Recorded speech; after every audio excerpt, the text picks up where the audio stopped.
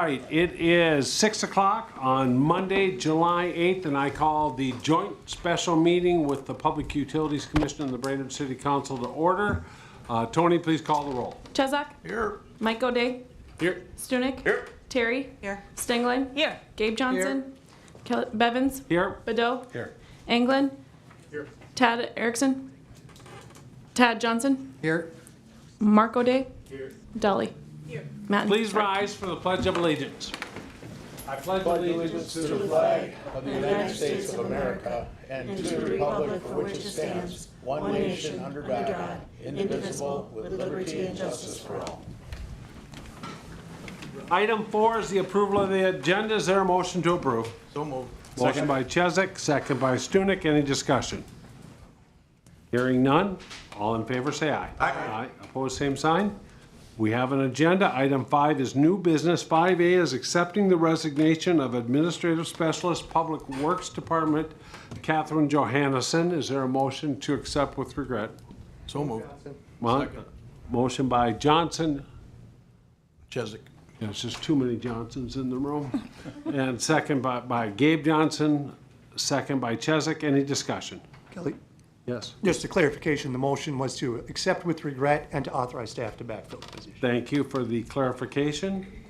Any other questions, comments, or concerns? Hearing none, all in favor say aye. Aye. Opposed, same sign. Motion carries. Next up is 5 new business. 5B is the strike contingency plan update and adoption of a resolution in the event of an IBEW local number 31 strike action against the city of Brainerd. I'll turn it over to our city administrator, Broyles. Thank you, Mr. President. Just a couple, we've obviously had some movement on the strike over the last week. So my update as far as the strike contingency work group, we just updated the letters. So we have the letter in the packet that we received from IBEW local number 31. I believe they signed the letter on last Saturday. We received it on Tuesday. I say all that just to say that they are legally, they have the legal ability to go on strike as of 12:01 a.m. this coming Saturday. So I have that letter in there. Then we have the letter from the Commissioner of the Bureau of Mediation Services. Basically, their legal right to initiate begins, as I mentioned, 12:01 on July 13th. Their legal right to initiate strike ends at 11:59 p.m. on August 1st of 2024. And then we also have a follow-on letter from the Commissioner of Bureau of Mediation Services mandating mediation on July 12th at 9 a.m. and that'll occur at the BPU building. With that, the strike group met again today. We've sort of transitioned from planning to preliminary execution. We had some good discussions regarding, we've been talking about this plan off and on for several weeks now, but we're going to take the next steps on some of those things. We've mailed out some letters asking for aid from other communities, local industry, et cetera.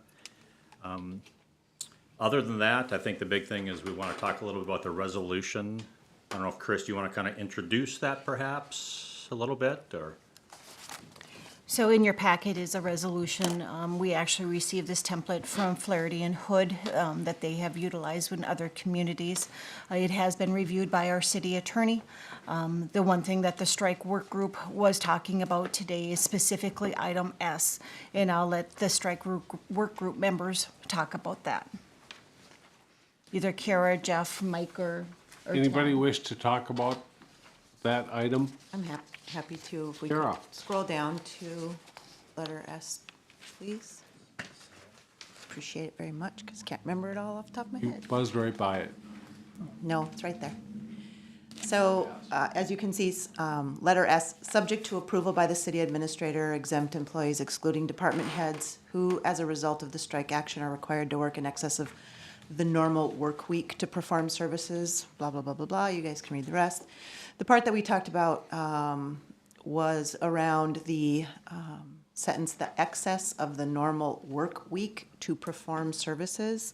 So often in leadership positions, we know that we work more than 40 hours per week. And correct me if I'm wrong, Councilmember Chesak, we talked about perhaps 60 hours being that lowest limit of hours, so up to 60 hours, and then getting time and a half after that 60-hour point per week. It's kind of an expectation that leadership often works more than the 40 hours. And then after that 60 hours, the staff would be paid at a rate of 1 1/2 times their normal rate, or at the option of the department head will be given compensatory, good Lord, time off at such rate. But also to leave that up to the city administrator and let him make the decisions on either overtime or comp time. Mr. Bevins? Mr. Chesak? Yeah, and additionally, it was also indicated in our discussion that we would have the tracking of their hours, which, as I understand, is not performed now. So based on their position, they don't do that, so that would be necessary. Thank you. Anything from PUC? Mike?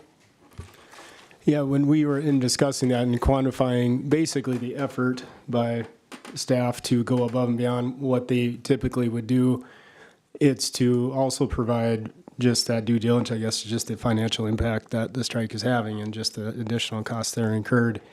Another question was raised, how do you, from a non-exempt employee or a salaried employee, how do you pick 60 hours? So, I mean, that question was asked as well. So just from an HR standpoint, how is that possible? You know, how do you do that? And I don't have any familiarity with that. And so I think that that's something to discuss further, or at least look into a little bit. You know, how do you pick 60 hours? And again, with a salaried employee, I mean, I don't even know what the base hours is. If it's 40, how do we land on 60? So it's a question. Okay. This would be up to the council to decide this. All right, we're going to decide that right now, Mike. Thanks for coming. So, it doesn't say 60, by the way. Kara said 60. Correct. It says normal. So if you think it That's should be correct. something else, Well, my question is, how can we do that? You know, we're going and to pick. Or not. I understand. What I'm saying, and I don't understand from a public sector side of things, but from the private sector, I don't know how we could, in the industry I'm in, just pick 60 hours. You are expected to work 20 hours in addition to what your salary base pay is based on, which is 40 hours a week. How can we say work an additional 20 before you're compensated? So it was a question about how we could move forward and actually identify 60 hours as being Right. the number. Wouldn't have to be. That's what Kara said. Mr. President, Yeah. that was part of the discussion during the meeting today, was the 60 hours, recognizing that leadership is exempt from overtime just traditionally and in definition of the position itself. So, and knowing that leadership oftentimes works more than 40 hours as a part of that leadership role and are typically compensated for such as a part of their responsibilities. So that's how we landed on the 60. Okay. There you go. Anybody else have, from the from the strike task force, have anything to add? Mike, go ahead. Mark, go ahead. Personally, I think anything over 40 should be time and a half, or either pay or compensated in time off, or a mixture thereof. I mean, everybody I know, your salaried people are based on 40 hours. And if you're working more than that, usually your rate is higher than that. So, I don't think going 60, that makes no sense to me, but anything over 40 is the only thing that makes sense to me. Thank you. Mike? Mr. President. So what I'm familiar with is that there'd be a contract, and for every employee, it would identify a certain number of hours a week. So that's just what I'm familiar with. So if we could go back to the contract for staff, to me, that would be a good starting point, just to see what's been identified or called out when somebody gets hired to work for BPU. And I don't know if that exists. I don't know if it's ever been I would turn it identified. back to Chris Schubert to see if there is Sure. any definition on non-union supervisors regarding hours. Is there? Council and BPU Commission, we do not have that clarified. Employees, are especially supervisory employees, are expected to do the work that they need to get the work done. You work the hours you need to. There is some flexibility in their schedule if they need to take an hour off here or there, but you need to work the hours to get your job done. When you talk about 40 hours, that is for non-exempt employees. Those are people that are eligible for overtime. Your department heads, non-union supervisors, and managers are not part of that group. That is by federal law. Okay? President, may I just one Yeah, more? you may.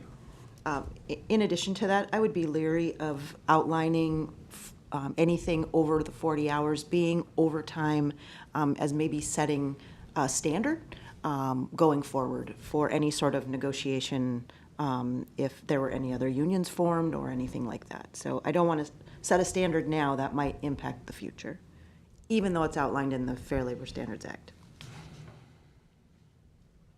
Okay. I'm going to totally disagree with you, because if you don't have a number in there and you have the word normal, Yep. I mean, I know sometimes our supervisors work way more than 40 hours and never complain.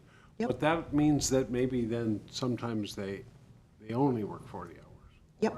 Or as far as I'm concerned, I trust them to run home for lunch if they have to, because they do work. I mean, they work the things. But if you don't put a number in there, you're going to you have a potential to create an argument. And we are saying the same thing, sir. I completely agree with you. Yeah. I don't want to list the normal work week because what we believe to be the normal work week is 40 hours. Typically, that's the normal belief, right? Yeah. So we don't want to say 40 hours and then we're going to pay you time and a half in a leadership or exempt role and then set a precedence that we might have to fulfill moving forward.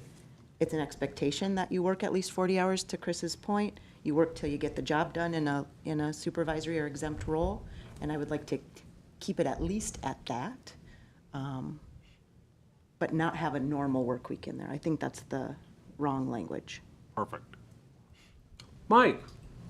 Could the additional time just be compensated for what's been well documented in terms of the additional effort put forth based on the strike? So if they're doing something outside of their duties or tasks that are clearly defined in what they were hired to do, that may be a way to quantify what that additional pay would be based on. Sort of vague, but okay. Well, they document how many hours and what they did, and if it's different than what they do on an average day, that's what that pay would be based on. Which might get tricky because they've not tracked their time before. Right. So we don't know what that means. Not to debate with you, but just to discuss. Any comments from anybody who's not on the? Gabe? Yeah, I think it's very common I know it's very common for Connie and Chris at least to be working more than 40 hours in any given week. I think it's kind of the expectation of a leadership role in any organization. I know TAD employs people, pays them a salary, and says also you have to work an additional 200 hours during tax season. So it happens. It's not like it's never happened anywhere on earth and we're inventing something here. It happens. Right. So I'm fine with it being a higher number. But also I'm fine with it being vague because it's subject to the city administrator and the department heads. They know better than we do as the council what time people show up and leave and how much work they're doing. So Okay. that's my 2 cents.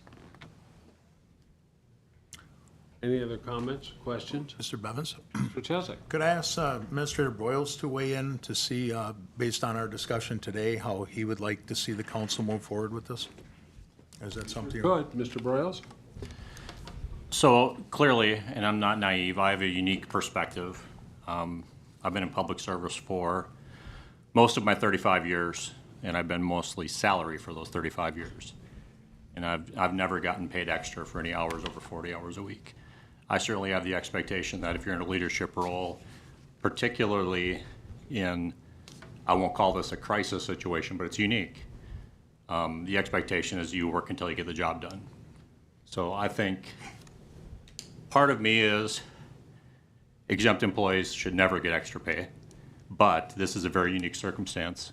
So I would be in favor of the 60, anything over 60 hours. 60 hours of straight time, anything over that would be time and a half. Okay. Patrick? I don't have any comments on S, but I'd like to talk, or 3S, I'd like to talk about number 1. Yep. Can we roll wanna it make back to sure- one? Can we solve this first? Well, it's gonna be solved with a motion and a vote. At this point, we're just discussing it. All right. I don't know that we come to a consensus until that happens, but let's see if there's another problem.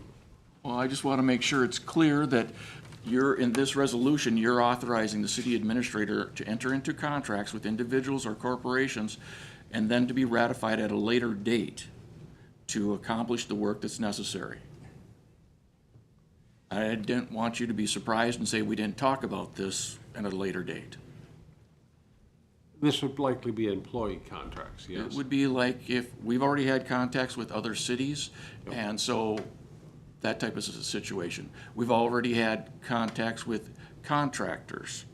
And so this would allow the city administrator, rather than say, okay, the strike starts on Monday, we've got to go till Monday night, luckily in that case, or Tuesday or Wednesday, and wait 2 weeks before a contract is signed. We're saying that with this resolution, you're authorizing the city administrator to fulfill the duties of operating the city and then having the city council authorize it at a future date. Everybody understand the potential issue with number one, as Patrick just outlined it?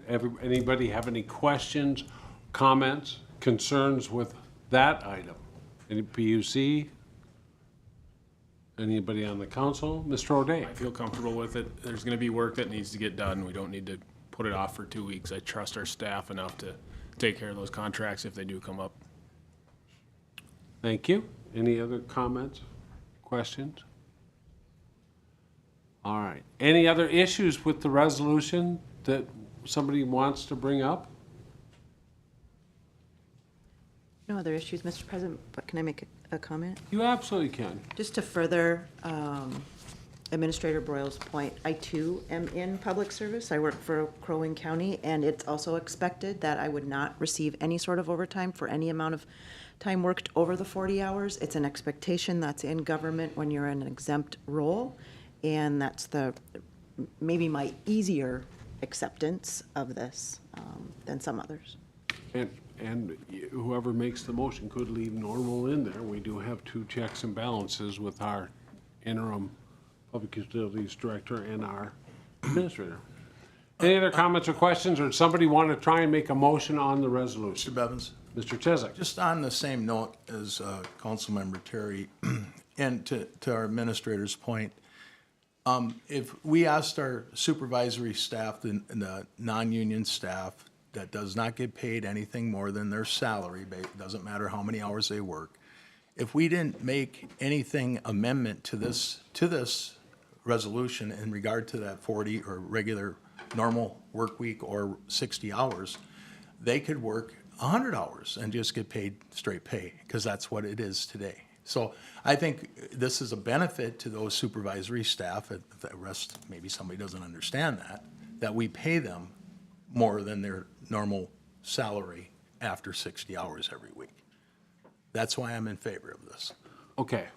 The motion as written says normal, though, not 60 So, hours. yes, I understand, so it would have to be amended. Right. Motion to approve the resolution. Right on. So we're looking for a second call. If there's anybody who wishes to make a motion on the resolution that was presented. I would move to approve the resolution and indicate the 60-hour for supervisory staff at, beyond that, at time and a half, according to the administrator's purview. Second. Third. We have a motion by Chesak, a second by Terry. Sorry, Chief. Any discussion now on the motion? I presume, and I'm asking the motioner, if somebody has additional work that they're doing due to the potential of a strike, they can ask for more pay. They can ask our interim director, like the resolution states, or our administrator, after 60 hours. It's our supervisory staff, the non-exempt employees, or the exempt employees? Correct. So however that plays out, I'm not sure who those individuals are entirely, so maybe that'd be a question for Administrator Boyle. Well, let's read, can we read S again? I think it's quite clear. S says, at the option of, you could be paid at a rate of 1.5 times their normal rate, or at the option of the department head will be given compensatory time off at such rate. So, And this is for, as a result of a strike action. So it's very Right. specific to other staff being on strike and supervisory staff having to step in to do that additional work. okay. Any other comments? Mr. I have a Johnson? question. I don't know who can answer it, but we did receive a notice to not make any changes to the terms of employment with our supervisory staff over at Public Utility.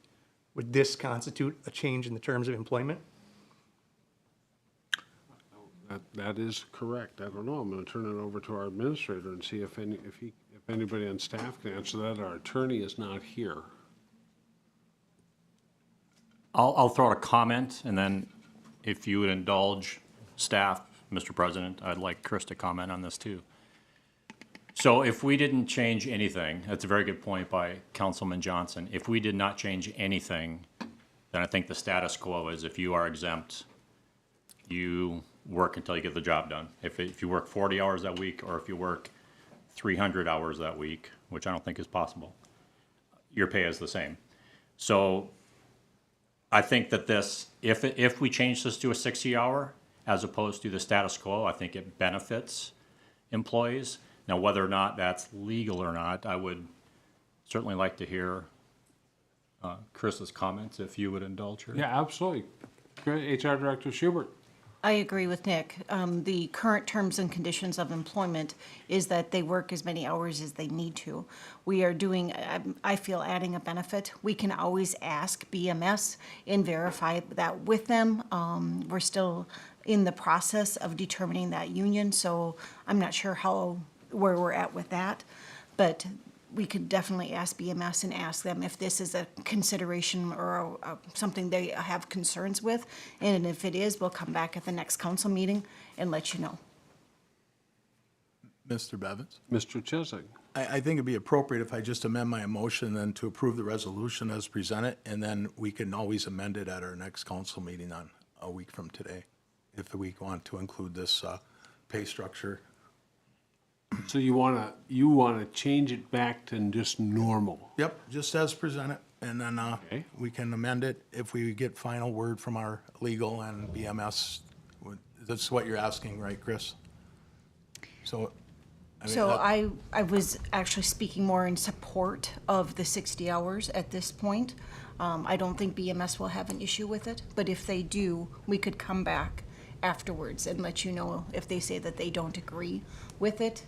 And then amend it on Monday, next Monday. Correct. Okay.